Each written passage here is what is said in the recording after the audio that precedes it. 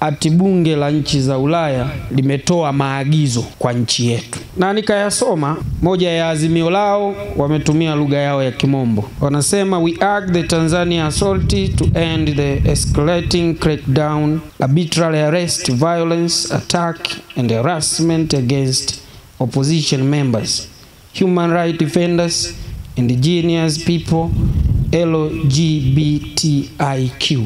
Lakini sikuishia hapo, nikaona nifuatilie vyombo vingine vya habari. Lipo gazeti maarufu sana, limeandika kichwa cha habari leo kinachosema European Union Parliament demands Lissu release, LGBTQ rights, end to political repression in Tanzania. Kwa tafsiri isiyo rahisi ni kwamba pamoja na matakwa yao mengi, takwa lao wanasema Tundu Lissu aachiwe huru, lakini tuwalinde watu wanaoitwa LGBTQ.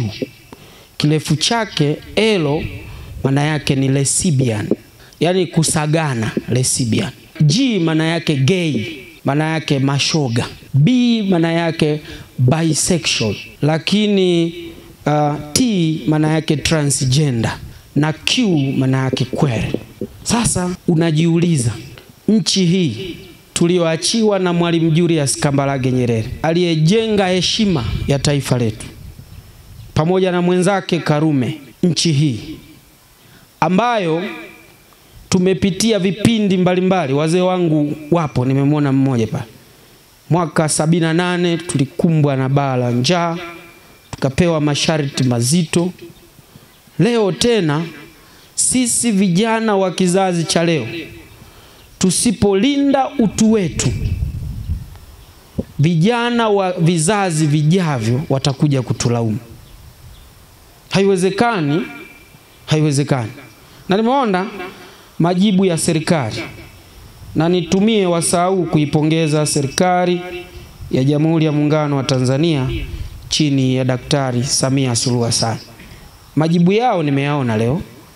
Wamejibu, nikisoma paragraph moja hapa, wamesema Tanzania is a sovereign country with its constitution and governed by the rule of law. Tanzania ni nchi huru inayoendeshwa kwa utawala wa kisheria. Nchi huru haipaswi kuingiliwa na nchi nyingine, na nyinyi vijana mnapaswa kulitambua hili. Diplomatically mambo yanajadiliwa kwa dialogue, mambo yanajadiliwa kwa mashauriano, sio kuagizana. Ukishaanza kuiagiza nchi nyingine, maana yake ile nchi nyingine imelose legitimacy. Kwa tafsiri rahisi, tunaweza tukajikuta tumekuwa koloni badala ya kuwa nchi huru. Nyinyi vijana mnatakiwa muyajue haya, na mnatakiwa mtoe elimu kwa wengine. Nani hapa anataka watu wa jinsia moja walale pamoja? Haiwezekani. Hata wanyama wanatambuana. Huwezi ukakuta mbuzi wa kike wanafanya yale mambo, wote wa kike. Haiwezekani. Dini haziruhusu. Haya mambo tumeona tuyazungumze. Sisi kama jumuiya ya umoja wa vijana wa Chama cha Mapinduzi, kwa msisitizo mkubwa, na nyinyi wasomi mpo hapa, tusiruhusu mambo haya. Haiwezekani. Na tunatuma ujumbe kwa vyama vingine ambavyo vinataka nafasi ya kuongoza kwenye nchi hii. Tafsiri ya uongozi sio madaraka. Tafsiri ya uongozi ni kuonesha njia kwa wengine. Ukiona unautafuta uongozi hata kwa kuumiza wengine, wewe sio kiongozi.